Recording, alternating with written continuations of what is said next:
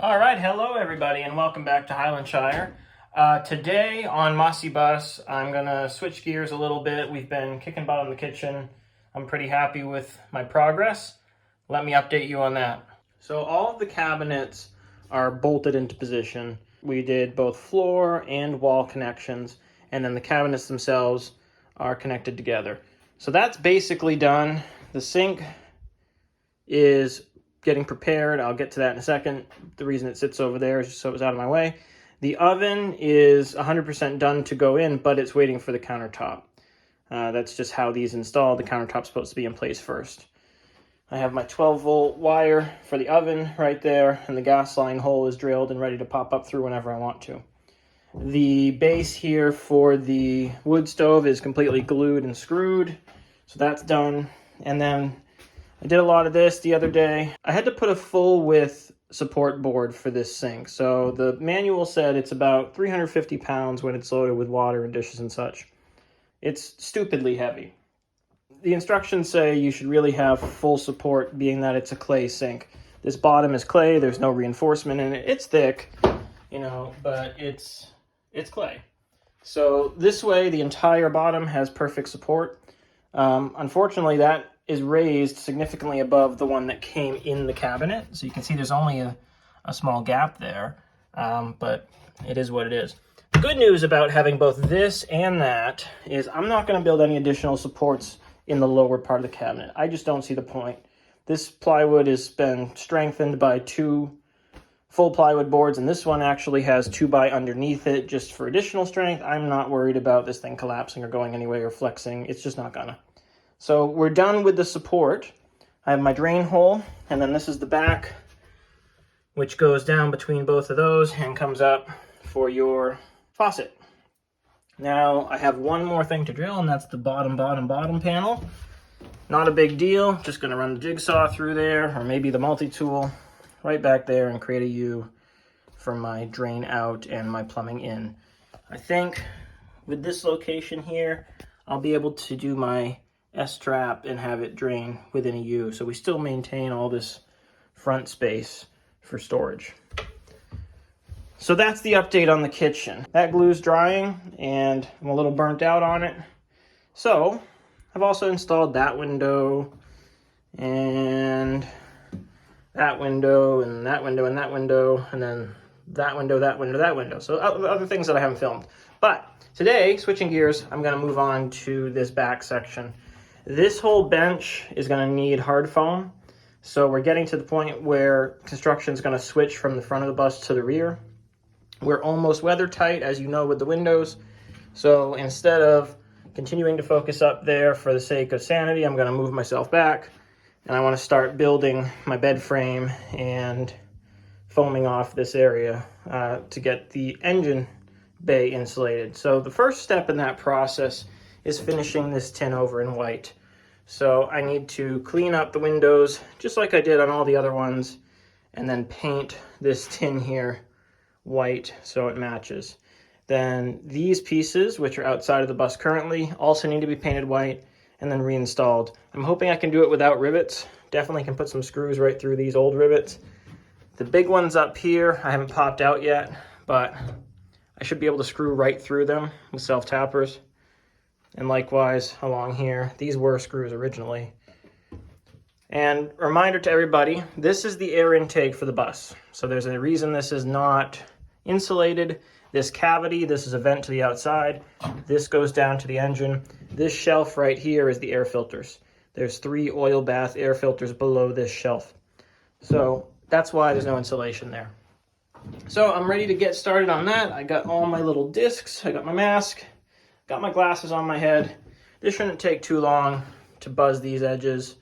I need to put some seam sealer on here and get this all painted white. So before you know it, that's what you're gonna see next. So on we go. And there's the final product. So we have our white, and then I also painted these panels.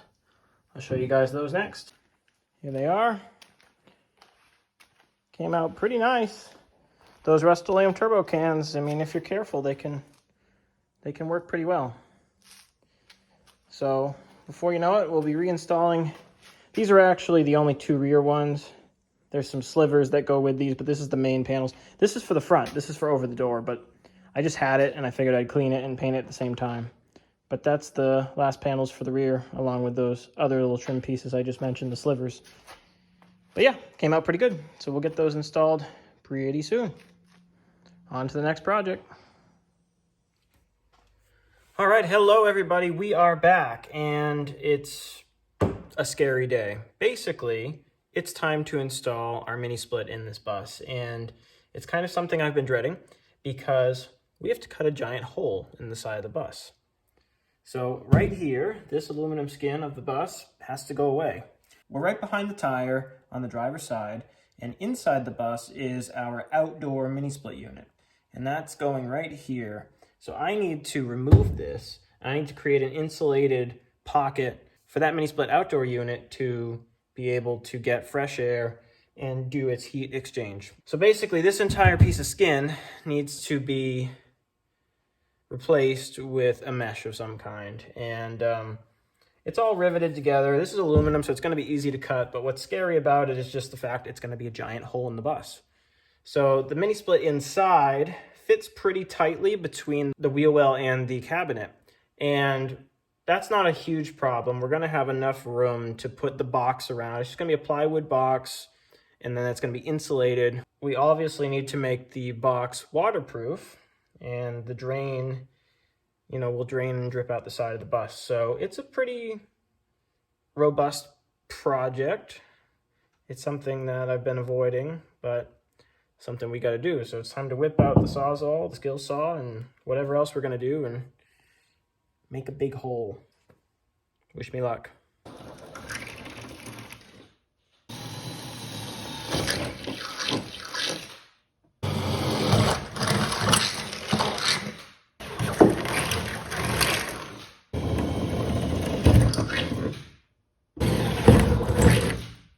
All right, so I just drilled a few holes. They're not perfect.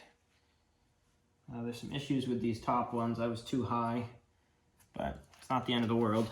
What I did was just drill a couple holes from the inside, right along the edge of the ribs, and that's going to guide my body saw in straight lines where I can cut from the outside. It's just easier to cut from the outside. There's no spray foam. I shouldn't have spray foamed this area. That was a mistake, but it's okay. It's not the end of the world. So I'm just going to take my saw. I don't need to put a line on the top because I have a guide there, but I do want to put a line. So something like that.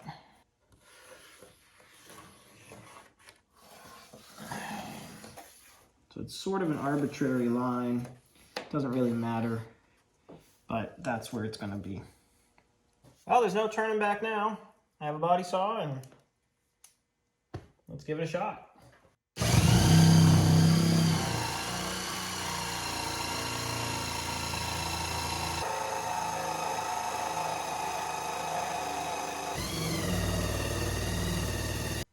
I wonder if this blade's just had it. This is a very cheap body saw, by the way. I'm not psyched with what's going on, but let's try changing out the blade. See if we have a better cut. Wow. The fancy blades aren't doing great.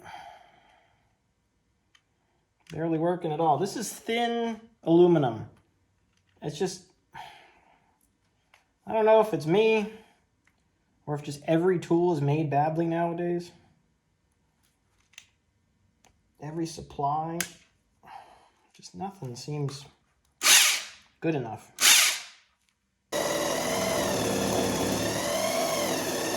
This is slightly infuriating. All right, plan B.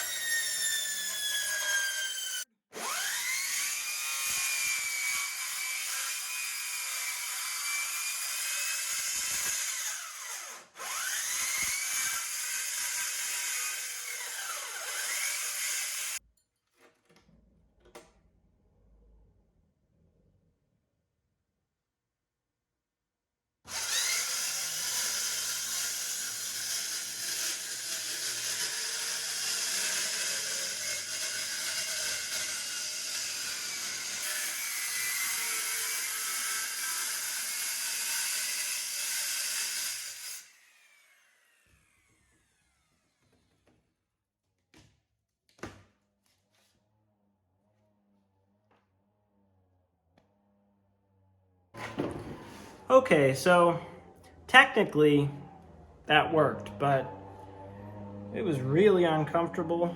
And this other piece over here, it's a much smaller section, and there's a bunch of stuff in the way as far as brackets in here.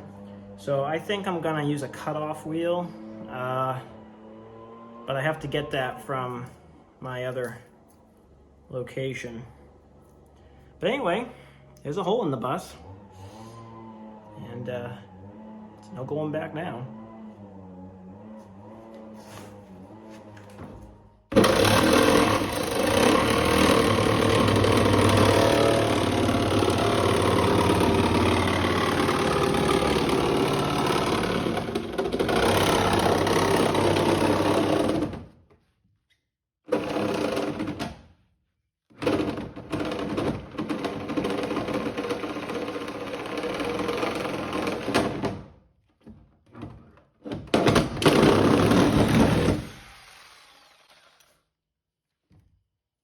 That one's nice and straight. That one, not so much. At the end of the day, the Sawzall, I always knew it would work. I didn't think I was going to be able to control it. You know, whatever.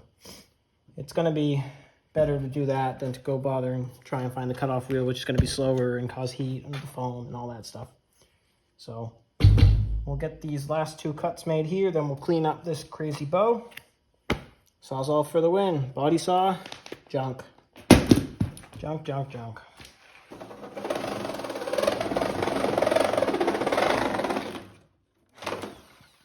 Cleanup time. We'll get this vacuumed. On to the next step. On we go. I just want to reiterate to everybody, you know, this is something that's very unique to dealing with a antique city bus versus a schoolie or a cross-country style coach. Schoolies and coaches generally have a ton of ground clearance underneath. They're designed to have either luggage down there, and schoolies, just for cost, they use a full ladder frame. This bus is unibody, which is part of the reason they're so low. There's no big frame under there. It's all frame rails and stuff. This one actually has air beams, which act as part of the frame rail that fill with pressurized air, and then they have the airbag suspension. So it's a lot more complex than a schoolie or a coach build to hide some of this stuff. Now, a lot of schoolie people will hang their mini split off the back. That's fine. I just didn't want to do that. It's a 53 city bus. It's cool. It's curvy. I didn't want some piece of garbage hanging off the back to make it not look like what it is. So it's definitely a compromise to do something like this. But hey, it should work. So anyway, I think I'm going to wrap this video. I got a bunch of clips of randomness in here, and I apologize for that. I've just been doing windows, gaskets, caulking on the windows, and it's just not interesting to film, so I haven't been doing that for you guys. But anyway, I'll get this one out. Hope you guys like it. Mossy Bus is coming along, and like always, on we go. Bye-bye.